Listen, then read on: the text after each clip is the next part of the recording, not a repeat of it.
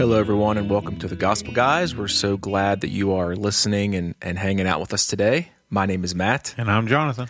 And we are on episode 72, A Seed, Some Yeast, and Gnashing of Teeth. Oh, my gosh. And we will continue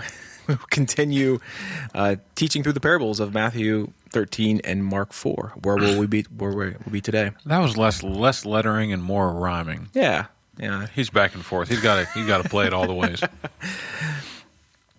Today we will be in Matthew 13, 31 through 33, 36 through 43, and then Mark 4, 26 through 32. And you notice there that we left out Matthew 34 and 35 because we're following Mark's narrative, and he puts that section at the end of his parable teachings where Matthew kind of puts it in the middle. Okay. So anyway, so we're going to pick it up. This episode will have three parables, and we'll just kind of chunk them up. Plan. Yeah, I'll read the first one. This is out of Mark 4, 26 through 29. The kingdom of God is like this, he said. A man scatters seed on the ground. He sleeps and rises night and day. The seed sprouts and grows, although he doesn't know how. The soil produces a crop by itself. First the blade, then the head, and then the full grain on the ground. Then the full grain on the head. As soon as the crop is ready, he sends for the sickle because the harvest has come. So this is a unique Markan parable. This is only in Mark, which is this might be his only one. Markan? Markan. That's like the Lucan, the Markan. Okay. You've never heard that? No.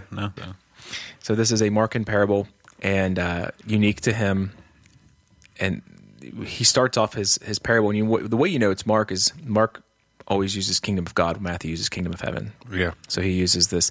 That was a Hebrew thing that the Hebrews didn't like to use the word God. So that's why you see Matthew using heaven. But it's the same idea. The kingdom of God is like this, and then Jesus is going to explain this parable.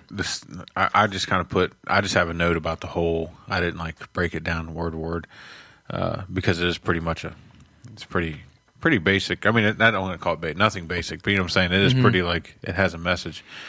The seed takes time when it is cast to root. Mm-hmm. And then it starts to show, then blossom, and then brings forth fruit.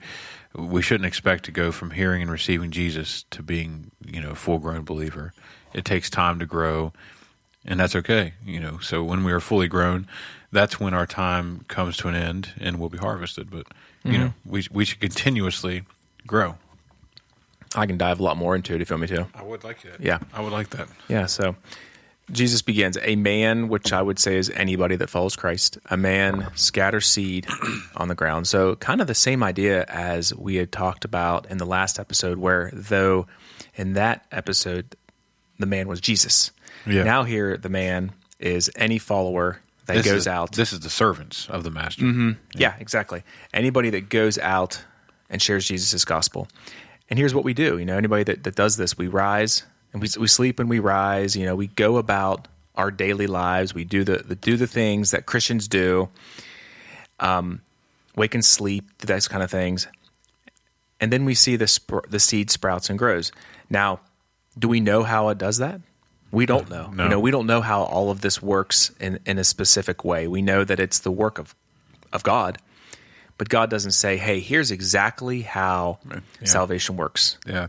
Scientists still trying to figure out this is what the nutrients do, and it's why do we have to know that? Yeah, but what Christians have to do is they have to believe that it is God that causes the growth. We can't say, "Oh, I shared the gospel, I saved that person." It's like, absolutely not. No, you did not save that person. God gives the increase. Yes. And sometimes that, you and I probably both have people that we have talked to in our lives that we've continually shared the gospel with, and it's a game of patience. Yeah. Sometimes it doesn't happen like a snap of a finger. Yeah. Sometimes you have to plant grass multiple times to get all the ground. Yeah, that's true. I've planted the grass twice now. Mm-hmm. Oh, I planted it once, and some elderly men planted it the second time. You guess which one went better. Well, just know this: if there was a second time, the first time didn't go well. But the second time, there's really grass springing up, but there are patches that I'm going to have to do it again, and that's okay. But sometimes it just takes time. Yeah. In 28, I want us to take note of the order of things. So when you produce or when you spread seed, first the blade, then the head, and then the full grain. So it's that same idea with sharing the gospel. If you go in and you say, let me share with you the doctrine of soteriology and the doctrine of eschatology, and you start with these kind of more what the Bible calls meat than milk type things. Yeah. People are going to get turned off. They're going to be confused. They're going to feel stupid. They're going to say, "Man, I don't really know if I want part of this." Yeah, I never remember what I say and what I don't say. So if you've heard this before, you're going to hear it again. I've tried to take it out of my language. You know the verse. Yeah. You know the passage. Yeah. And really, my wife's the one who got me on that train, because I would say things like that. And she said, every time you say they make me feel dumb because I don't know the verse. I don't know. She wasn't raised in church. And so I try to remove that from my passage. We should not assume people are where we are. Yeah. I've been rooted for a while. But honestly, before I was rooted in salvation, I listened and knew a lot before I got saved. Yeah. It took me time for what I know to be able to be used in my growing process. So we shouldn't assume that everyone is where we are. And we should be able to pull people come out of recovery and they don't, they go a month without doing drugs, and people are like, why is it even tempting to you? I don't even understand. It's like, well, that's not your thing. Give people time to grow. Give people time, and give yourself time to grow. My goodness, you don't need to be like Joe Christian day one. I think the Holy Spirit is kind and gentle. He takes time with you. He's willing to give you the time, and so. Yeah. And there is, you're talking about. There are people that get saved when they're 20 that are in church their whole life, and there are people that get saved when they're 20 that are never in church. And there is, even though you're in church all your life, you're not saved. You still get knowledge. Yeah, you still know things. You start being able to apply your knowledge to relationship once you have the relationship. My son is he's 15. He is not married, but he is reading marriage books. Now, those marriage books aren't going to do him any good today, but 5, 10, 20, or however long it takes him to get married, when he does get married, those marriage books are going to come alive to him because he's going to see the reference points. I remember that. I remember learning that. And so that's one of those things that you look at. He is acting instead of reacting is what he's doing. He is learning in advance. And that's kind of what I did as a Christian. I learned before I was a Christian a lot of things, but now that I'm a Christian, it has come to life to me. I guess. And like grain, and the seed can't skip these levels or these growing ways, first, second, third. It's the same with Christians. Like you just can't get saved, and you shouldn't be expected to know everything the next day. And pastors and people in your church shouldn't expect that either. Yeah, we shouldn't. There's not a pastor or an evangelist or a preacher or a missionary on the planet that knows the Bible all the way through. Right. Now, you'll go to church, or I'll go to church, and I'll hear someone, and I'm like, man, I never thought of it that way. I never heard that before. They're just so smart. Well, they're smart in what they've learned. Like that's the thing. They're still chipping away. When I preach a sermon, sometimes people be like, I've never thought of it that way before. It's like, well, I hadn't either until I did. And it's not that I'm smarter than them. It's just I'm in a different part of my journey than they are. Yeah. Sometimes some of them I'm even behind them, but I'm seeing things from a different angle. That's just the way it is. Yeah. Yeah. We should all be encouraging people to learn more, to know more of Him, and learn Him. Yeah. Yeah. Verse 29, as soon as the crop is ready, he sends for the sickle because the harvest has come. I touched on this a little bit in the last episode, but this is another kind of this end times, judgment day, last day type of language here, with the sickle and the harvest. And Mark will use, like the Bible uses this word actually, sickle, 7 times. Yeah, and 6 of them are in Revelation. And 6 of them in Revelation. Yeah, so this is definitely some end times implication here. And Joel has the same idea. Joel 3:13, swing the sickle because the harvest is ripe. And what Joel is signaling in judgment, Mark is signaling like completion. Joel is signaling a day to come. Marcus too, but he's like, now is this time, like it's going to be coming here sooner in his day than it was for Joel. Well, isn't it interesting? It's used 7 times, and 7 is the number of completion. Yeah. I mean, I'm not saying that's related, but it is an interesting thought. It is interesting, yeah. And it's the same thing in Revelation 14. I mentioned this last episode, that the reaping of the wheat and the reaping of the grapes.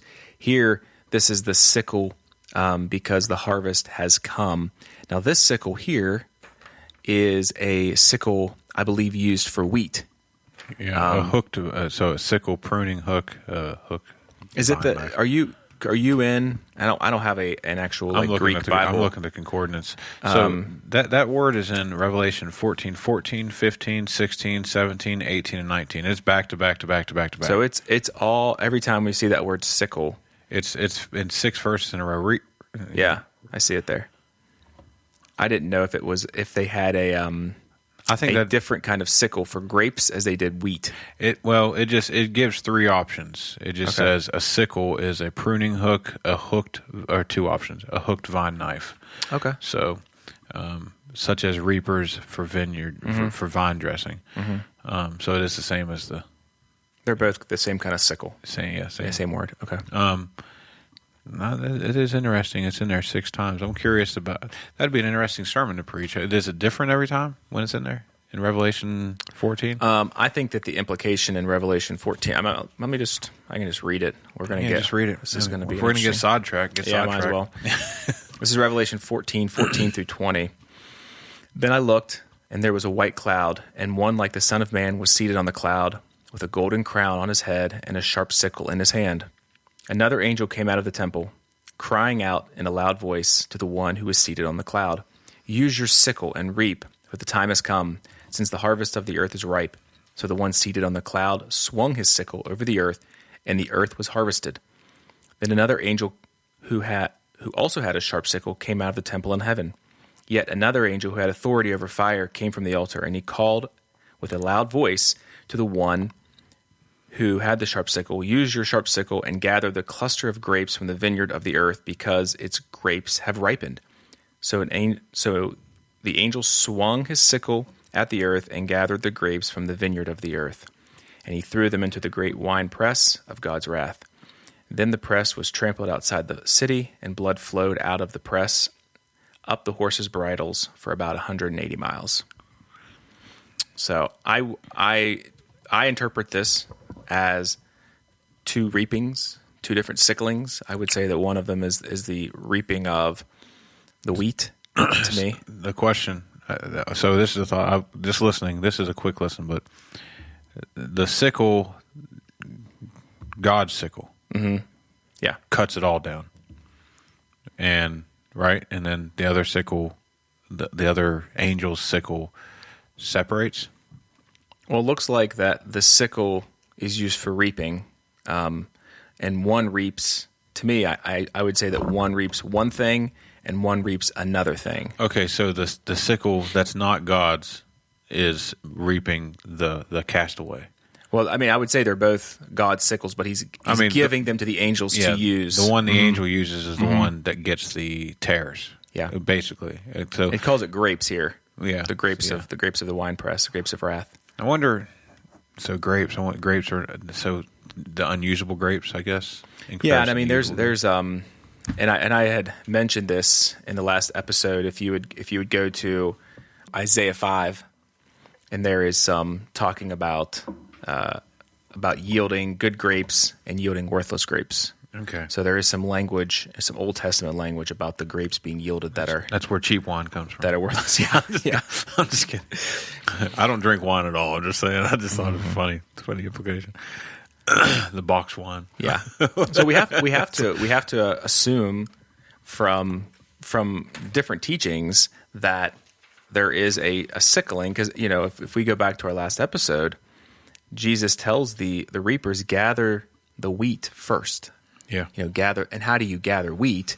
You gather wheat with a sickle. That was the first century way to gather wheat. And then you gather grapes the same. It's like a pruning hook, I guess you could say. I would say the sickle is probably larger. I don't know. I don't know. I have no idea. I have to. It's the same word though. I'd have to look that up to see exactly the different sizes of these different sickles. But yeah, it's all picture. It's all a picture. You don't have to have the right picture as far as the knife or the hook, but it's a picture of who's doing the work. God is going to gather His own, and the servants are going to cast the rest of it in the fire, which makes sense because Jesus Christ is sitting on the throne. So if Jesus Christ is sitting on the throne, then He's not the one casting the people into hell. It's His. It would be His servants, His angels, and honestly, they're casting themselves into hell. They're the ones who rejected Jesus. Right. So. Right. And there'll be more language of this later in the episode. Yeah. About this type of end times, kind of like Judgment Day type stuff. So just give us a little taste of it. There's your side note to Revelation. Yeah. Very rare. No, I'm sure we hit it randomly. Yeah. So he continues. So Matthew jumps in here. So he says, Matthew 13:31. He presented another parable to them. He said, "With what can we compare the kingdom of God, or what parable can we use to describe it? The kingdom of heaven is like a mustard seed that a man took and sowed in his field upon the soil. It's the smallest of all the seeds on the ground, but when it comes up, it's grown, and it's taller than the garden plants and becomes a tree and produces large branches, so that the birds of the sky come and nest in its shaded branches." So I there's guess a second parable. It's a very small seed. It gets up to 10, like around 10 feet tall. Yeah, that's what I saw. Yeah, that's what I saw. Yeah. I actually have in my childhood Bible, I have a mustard seed tucked in the pages of where this parable is, and it's very small. It's like a pinhead. Hasn't grown? No, I'm just kidding. No, not inside the Bible. So yeah, a very small seed can grow and support much. And listen, referenceable. You don't, when you get saved, like a lot of people that get saved out of like really, I say this very lightly when I say deep sin, because sin is sin, but those people who have done a lot of things that are unreputable or unmoral as far as even this world standards go, God can use anybody, and even the smallest of small. As a matter of fact, the Bible says the weak shall be made strong. In your weakness, my strength is perfect. So we're nothing without the Lord, but the nutrients of the Word of God and our weakness. So God makes perfect and uses it. And what seemed impossible when we were small and we were being planted and we started to grow, we're able to take the nutrients that God gives us, and we are actually able to support other people, even though we started out so small. God has elevated us. God has brought us up. Humble yourself under the mighty hand of God, and He will exalt you in due time. So. Yeah. In this mustard seed, it really, to me, gives the idea of the humble beginnings of the 12 disciples. They just started, the 12 of these men that changed the world. They started small, and they went out. 11? Well, 11 plus Matthias, yeah. No. I thought you were talking about Judas. Nah. He was just. He was. He was just one that defected. But defected. So, what your wording? You never heard him be called the defector? No, I don't. Yeah. So these 12 men went out and they turned the world upside down, right? They did, and they were like the mustard seed. Yeah. They started small and they grew and grew and grew. I would say I would almost say the 11 in Paul. Yeah. One Matthias. Yeah. Again, when we get to X1, I'll show you. Well, I know he's there, but he's never mentioned again. So I'm saying. So we're like not 9 of the disciples never mentioned again. Yeah, but they were mentioned. So they were mentioned in the Gospels. Yeah. So anyway, But these men, they started small. They spread the gospel. They put in the work. They put in more work than probably any of us do, honestly. Yeah, absolutely. And they grew this humble gospel from nothing, not nothing, but a seed, all the way to one of the biggest trees. This big tree. And I guess we shouldn't say it's one of the biggest trees. I'm incorrect. But for what it starts, you would not expect for it to be so big. Well, the reference is bigger than other growing plants. Like plants that taller than the garden plants. Yeah, the garden plants. So that's kind of the idea. It's this is a gardening reference. It's not a cedar, Yeah. But it is taller than the other garden plants. You plant potatoes, you plant grapes, this plant is going to grow larger than that. So, Yeah, I wonder if it's bigger than an apple tree. I have no idea how big 12 feet. Apple trees are usually bigger than that. Yeah, at least like a natural apple tree. Now the hybrid ones these days, who knows? They didn't grow apples, since that's the fruit that people say that Eve. Oh. I'm just kidding. I don't know. Probably was figs. They sowed fig leaves. So fig leaves. They could have been a fig tree. We don't know. Figs, man.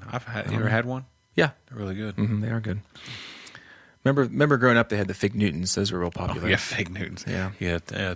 Eat 2 fig Newtons. That's your serving size.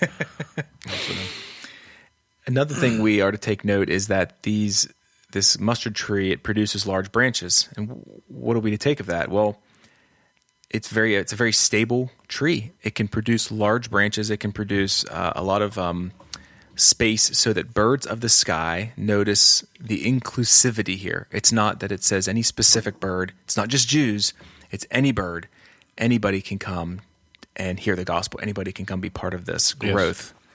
And they come and they nest in its shaded branches. And I can the imagery here to me is that we don't see this in nature. We don't see a swan and a bluebird and a crow nesting together. Yeah. But here, that's the idea, is that any bird can come together, no matter where you're from, what your background is, how deep, like you said earlier, your sin past is. You can come to the gospel. Yeah, absolutely. You can come to this. You can come to this in the person who never thought they'd be anybody. God has elevated them. Yeah. So.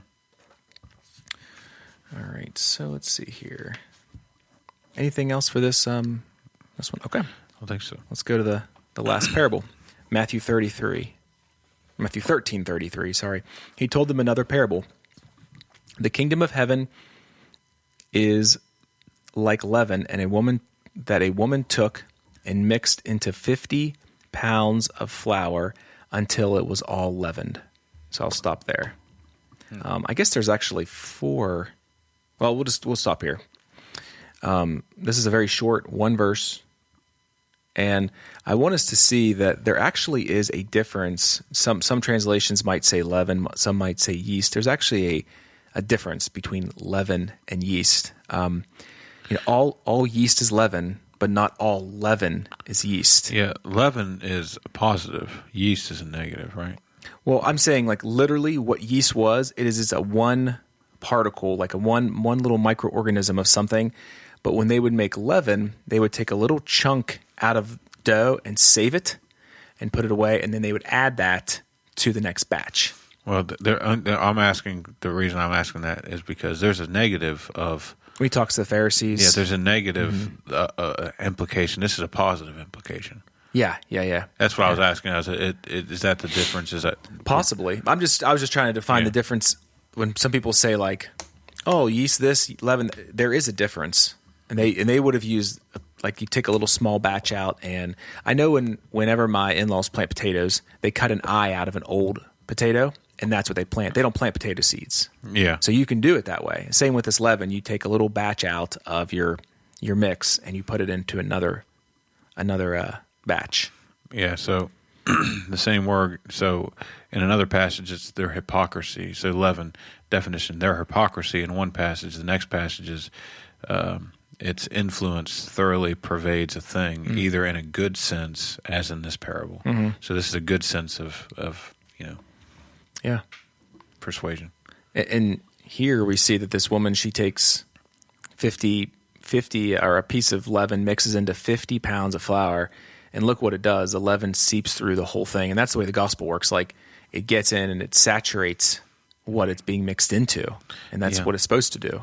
Yeah, and that goes positive and negative. Yeah. A little leaveneth the whole lump. It's like, it's positive and negative. A little bit of bad can really destroy things, but a little bit of good can do a lot of good. So don't ever look at yourself as useless, because even the smallest light in the middle of a forest makes a huge difference. So yeah. All right, the last section here, 36 through 43. Then he left the crowds and went into the house. His disciples approached him and said, "Explain to us the parable of the weeds in the field." He replied, "The one who sows the good seed is the Son of Man. The field is the world, and the good seed, these are the children of the kingdom. The weeds are the children of the evil one, and the enemy who sowed them is the devil. The harvest is the end of the age, and the harvesters are angels. Therefore, just as the weeds are gathered and burned in the fire, so it will be at the end of the age. The Son of Man will send out his angels, and they will gather from his kingdom all who cause sin and those guilty of lawlessness. They will throw them into the blazing furnace, where there will be weeping and gnashing of teeth. Then the righteous will shine like the sun in their Father's kingdom. Let anyone who has ears listen." Remember the parable of the sower? He went back and explained it. yeah, And now he's explaining this parable, the parable of the, whatever we want to call this, the wheat and the wheat and the tares parable, I guess. So, the weeds and the wheat.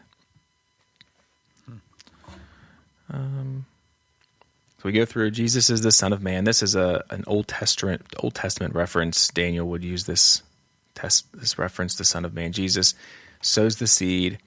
The field, of course, is everyone who needs the gospel. That's the world. The field is the world, and the good seed are those that produce wheat.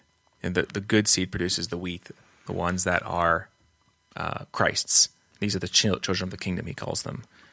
And then the weeds are the children of Satan, which is very, very clear and explicit. Yeah. It's not like he's not mincing words. And the enemy who sowed them is the devil. yeah, pretty much. I put three characters. There's Jesus, the devil, and the people of the world. Those are the three characters that are mentioned here. The master, then Satan, and then all the people, whether it be lost or saved, or they're this. We're all the same. We're all people, regardless where we fall on the spectrum. So Satan is always trying to destroy by evil what Jesus is attempting to be good. And so it's an external war and internal war. Spiritual warfare leads to physical sin. So Yeah. And this goes back to what we were talking about earlier in the episode about the end of the age when Jesus returns and the harvesters are angels. And we talked about that in Revelation 14, how they come and they gather up the grapes, remember, and they get trampled in the winepress. yeah, And they're gathered up and they're burned in the fire. And so it'll be at the end of the day. And this is end of the age. This is another judgment day allusion here. And I want to read Revelation again. This is 20:15.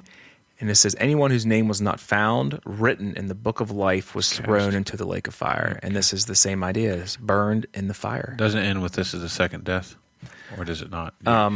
That's King James says this is the second death. Oh, okay. I think that's somewhere. It's usually attached to, and the King James is attached to the same verse. And there's okay. And anyone who is not found written in the book of life was cast in the lake of fire. This is the second. This death. is the second death. Okay. Yeah. I know it says it somewhere, but you're right. It does say it somewhere. And once again, the idea here that the Son of Man will send out his angels, and that he will gather from his kingdom all who cause sin and those guilty of lawlessness. And lawlessness is essentially like without law, people that just don't care about sinning, that don't care about Jesus. Yeah. What verse did you read to there? All the way to the end, to 43. Oh, 43, okay. Yeah. Hey, my mind's going ahead to other notes. That's what I was asking. I was like, That's okay. Better make sure I... Yeah, so... Yeah. Yeah. Yeah, the wicked at the end are going to burn. So the word offend means any person or a thing which by one is entrapped or drawn into error. Mm-hmm. I look at that entrapped word, I'm like, that's interesting. So if anybody has been entrapped by sin or has been drawn into sin, again, it's a choice. You're drawn in, but you choose to go in. So, and then iniquity means to, act wickedly. Yeah. And wailing means lamentation. I thought that was interesting. Like Lamentations, when you read it. So. Yeah, it's a sad book. Yes, it is. Yeah. There's a verse in Psalm 37, a couple verses, and Psalm 37, 35, and 36. It says, I have seen a wicked, violent person well-rooted like a flourishing native tree. Then I passed by and noticed he was gone. I searched for him, but could not be found. And this is kind of the idea, I feel like people are going to be gathered up. This is going to be that same idea. People gathered up, and they seem well-rooted, and they seem like normal everyday people, but the psalmist calls them wicked. He calls them wicked. Well, it shows that man judges on the outward appearance, God looks on the heart. Mm-hmm. That's the biggest thing. Like, you can look at somebody and they can be dressed up and dressed out and smell good and look good and even be quote unquote kind. That doesn't mean anything, right, when it comes to Jesus Christ. He's going to be the final judge of what's good and what's bad. But it's kind of a matter of you have to trust him with it. Yeah. Yeah. And then we get to the weeping and gnashing of teeth, which is a well-known little phrase here. And this also harkens back to Psalm 37. I, for some reason, found these and thought it was applicable. But Psalm 37, 12 and 13, the wicked person schemes against the righteous and gnashes his teeth at him. The Lord laughs at him because he sees that his day is coming. I mean, you think of that and you're like, goodness gracious, the wicked person schemes. And it's a role reversal. And what Jesus is doing here is, what do you see the evil person's doing? What? They're gnashing their teeth at the righteous person, right? Now look what's happening here. They're gnashing their teeth at the righteous person, and essentially they're upset with Christ because they're in hell. Yeah. And they're weeping here, but look what the Lord's doing in Psalm. He's laughing at them. He knows what's coming. And I don't want people to think man, the Lord is that's pretty wrong. But it's imagery. It's poetic imagery that the psalmist is trying to show. Yeah, he's trying to show that God is the one in control, even though these people think they're in control. Yeah. And then the verse closes, the righteous will shine like the son of their father. And you kind of can look at this, and you would think when someone's in a blazing furnace, it's bright and it's shining, but that's not the idea. No. This is what it means to shine. To be righteous means to shine like the son of the Father's kingdom. Yeah. Well, it kind of wouldn't it reference it back to the candlestick? That could, It wouldn't reference back to that. It's the righteous will shine brightly. It's not, but it's not our light that's shining. It's Him in us. Yeah. Yeah. And I found this in Malachi 4. I'm sorry, I'm busting a bunch of Old Testament. For look, this is Malachi 4:1. For look, the day is coming, burning like a furnace, when all the arrogant and everyone who commits wickedness will become stubble. The coming day will consume them, says the Lord of armies, not leaving them root or branches. So I'm just trying to point out that there's all of this Old Testament imagery pointing to the judgment day and what's going to happen to people that reject Jesus Christ. Yeah, and it's I don't know. I think about that randomly, that'll cross my mind. Just the whole idea of the end times. Whenever we're standing before God, everyone stands before God naked. Personal thought. There's nothing in between us and God. Whether you're saved or lost, I think you stand before there in full transparency. Those who are saved I don't think we're judged according to our sin, but according to our works. But really, we're not being judged. Our works is being judged. This is how my mind views it. I've probably talked about this on the podcast. It's been a year, so it's very likely. But the wood, hay, and stubble burns up. Gold, silver, precious stone comes out on the other side. And we lay it at Jesus' feet because Jesus did it through us. I look at the wood, hay, and stubble as things that I did for Jesus. I look at the gold, silver, and precious stone, things that I submitted for Jesus to do through me. And so everything belongs to him that's good for me. And so that's kind of my view on it. And then I have this like picture in my head that the great white throne, these are separate judgments. There's the great white throne, and there's the judgment seat being for the saved, the great white throne being for the lost. I do believe, this is my personal thought, I think they're in the same place. I think they're different times but the same place. I think they happen in the Holy of Holies in heaven. I think this is not, there's no like evidence or proof of this. It's just how my mind pictures it. The reason I think that is because everyone who enters a Holy of Holies unworthily dies, and everyone who enters a Holy of Holies worthily lives, and they can live. So, and I think that the blood is on the mercy seat, and I think Jesus is sitting on the mercy seat. It's kind of the way I look at it, my visual. If it's not real, it doesn't matter. It's just kind of like, this is how a visual of everybody that goes in there will see the blood that was shed for them either way. Whether it was shed for them and you received it and you, well done, my good and faithful servant, or it was shed for them and they rejected it and they said, depart from me, work iniquity, I never knew you. So just kind of my picture that I have in my head. Yeah. Yeah. I don't have any. Was that it? I mean, and then the very end, just let anyone who has ears, and Jesus has said that numerous times, like anybody be willing to listen and know what to interpret. It's not listen only. It's listen and apply. Mm-hmm. That's kind of the idea, because you can know this stuff. It's not going to do any good until you apply it. Mm-hmm. So yeah. Well, I think it's all we have for this episode. Well, reach out to us. That's it. Just some light end time stuff. Yeah, no big deal. Yeah, it's just easy stuff. And anything I just said about the Great White Throne and stuff, don't take that as gospel. That is literally just my visual of it. So I don't want anyone to think like, I don't want you to take that and say this is it. Mm-hmm. No, I don't know. That's how my mind pictures it. So yeah. I never want to take people astray. Yeah. Even with my mental craziness. Yeah. So, and we would encourage you to read about it yourself, study yourself. Absolutely. If you find something different that you like, send us an email at thegospelguys5@gmail.com. That's exactly right. If you have any questions about the gospel, about want to see, you want to know Jesus as your Savior, we'd love to talk to you about that. Yeah. You want to know how to grow, maybe a Bible plan, things like that. We'd love to talk to you about that. So love to hear from you. Yeah. Well, that's all we have for today. All right. God bless. Take care.